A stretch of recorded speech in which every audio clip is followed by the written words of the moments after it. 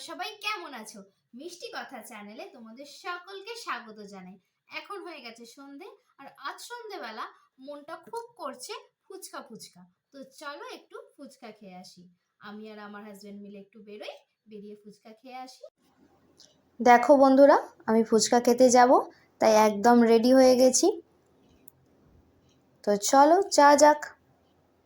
দেখো বন্ধুরা, আমি আর আমার হাজব্যান্ড মিলে বেরিয়ে পড়েছি। প্রথমেই আমরা গিয়েছিলাম জনাইয়ে, যেহেতু আমাদের একটি কাজ ছিল। ওখান থেকে ফেরার সময় দেখি জনাইয়ের এই কালী মন্দিরে তখন চলছে সন্ধ্যারতি, তাই আমরা ওখানে একটু ওয়েট করি আর মাকে প্রণাম জানাই। প্রণাম জানিয়ে আমরা এগিয়ে যাই।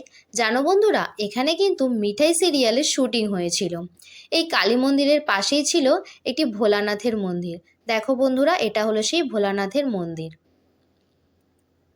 আমরা ভোলানাথকেও প্রণাম জানিয়ে তারপর আমরা বেরিয়ে যাই চণ্ডীতলার উদ্দেশ্যে, কারণ আমরা ভেবেছিলাম যে আমরা চণ্ডীতলায় গিয়ে ফুচকা খাবো। দেখো, আমরা চণ্ডীতলা চলে এসেছি, আর এটা হলো চণ্ডীতলা বাজারের পুজো প্যান্ডেল। প্যান্ডেল অলরেডি শুরু হয়ে গেছে। প্যান্ডেলটা দেখে তো খুবই আনন্দ লাগলো, কারণ পুজোর আর খুব বেশি বাকি নেই।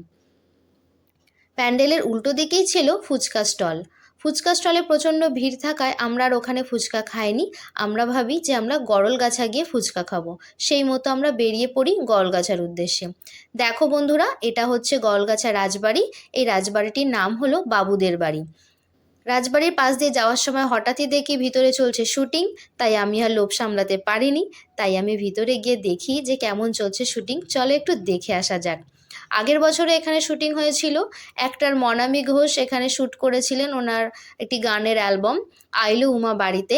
তোমরা সার্চ করে দেখো, গানটি খুবই ভালো, আমার তো খুবই ভালো লেগেছিল। ওই গানটাও এখানে শ্যুট হয়েছিল। তাই এবছরও একটি গানে শ্যুট হচ্ছে, ঠিক জানি না কোন গান, তা দেখলাম। আর এই রাজবাড়িটি হলো আরেকটি অ্যাক্টরের, সেই অ্যাক্টরকে তোমরা কম বেশি ভালোই চেনো। তো আমরা এখানে শুটিং দেখলাম, দেখার পর বললাম যে চলো গিয়ে এবার গলগাছা ফুচকাটা খেয়ে আসা যাক। আমরা ফুচকা খেতে যাই, তারপরে ফুচকা খেয়ে আমরা চলে আসি বাড়ি। তো বন্ধুরা, আমার ভিডিওটা তোমাদের কেমন লাগলো প্লিজ কমেন্টে জানিও, আর আমার চ্যানেলকে প্লিজ একটু সাবস্ক্রাইব করে দিও।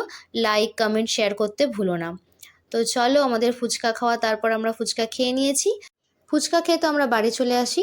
আর তোমরা দেখে নাও ওই রাজবাড়িটি কোন অ্যাক্টরের ছিল। তিনি, এনারই হলো ওটা শ্বশুরবাড়ি। ইনি প্রত্যেক বছরই দুর্গাপুজোর সময় ওখানে আসেন।